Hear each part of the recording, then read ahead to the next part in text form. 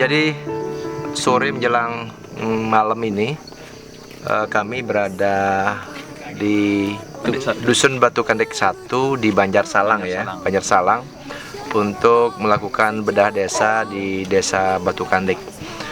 Tentu dari perjalanan kami bersama OPD terkait, bersama Pak Berbekal, Pak Camat, tentu beberapa catatan-catatan yang sudah dibuat oleh tim, oleh rombongan, tentu sesuai dengan tugas-tugasnya masing-masing di masing-masing OPD.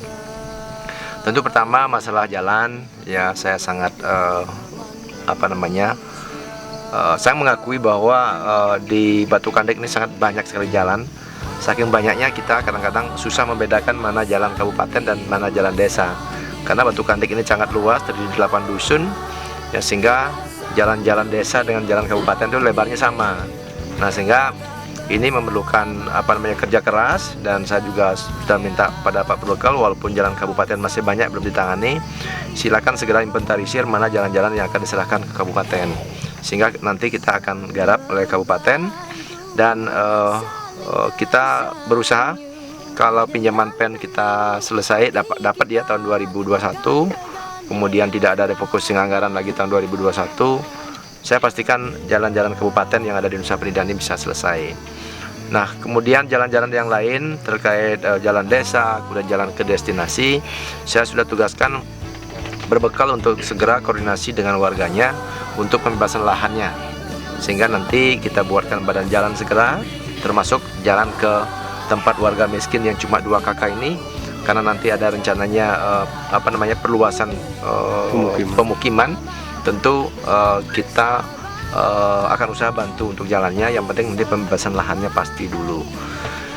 Kemudian yang paling parah lagi adalah masalah air kan. Jadi air ini di Batu Kandek kan ada Guyangan, di mana mata airnya dikelola oleh UPT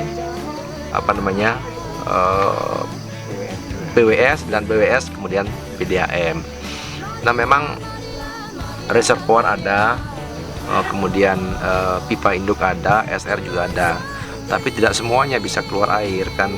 Lucu kan, tempat ini ada sumber airnya, tapi banyak warganya yang tidak mendapatkan air. Nah, tadi saya mencoba untuk naik turun reservoir untuk melihat apa sebenarnya yang terjadi, sehingga sampai hari ini PDAM masih bekerja untuk mencoba ya memasukkan air ke reservoir dengan melakukan penggiliran air nanti, sehingga penutupan palop itu bisa dilakukan, sehingga warga-warga kita yang selama ini tidak dapat air berbulan-bulan bahkan bertahun-tahun dengan SR-nya sudah terpasang bisa terpenuhi air.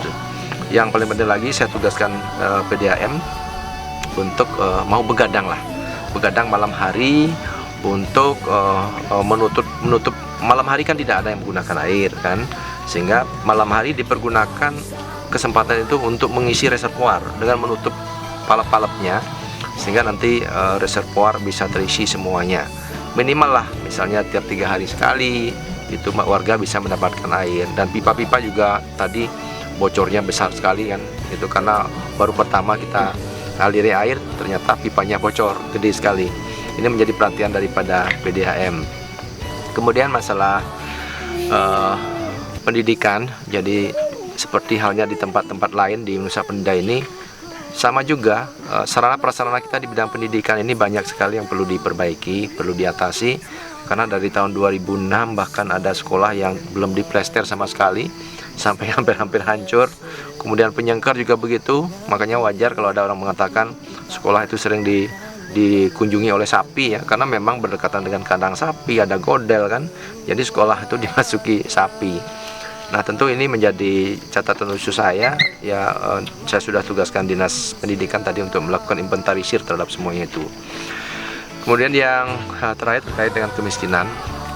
Jadi di Batu Kandek ini secara kuantitas mungkin kemiskinan walaupun masih banyak sekitar 500 sekian tadi, tapi informasi dari Pak Berbekal sebenarnya dari kualitas kemiskinannya tidak terlalu dalam sekali. Artinya apa? Bahwa sebenarnya ada warga-warga kita yang sebenarnya sudah bisa dikeluarkan dari KK miskin.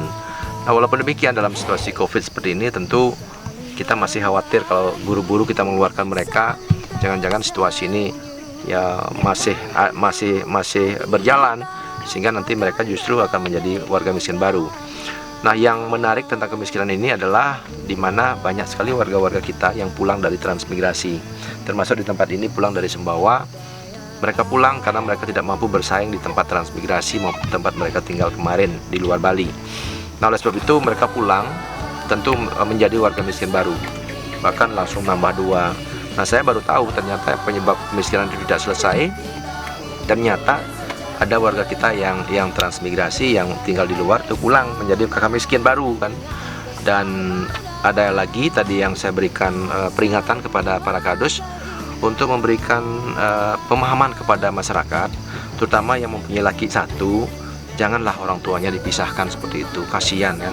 Masa orang tua satu-satunya, anak laki satu-satunya semata wayang lagi kan, itu harus memisahkan gara-gara ingin orang tuanya mendapat bantuan. Ini tidak baik ya.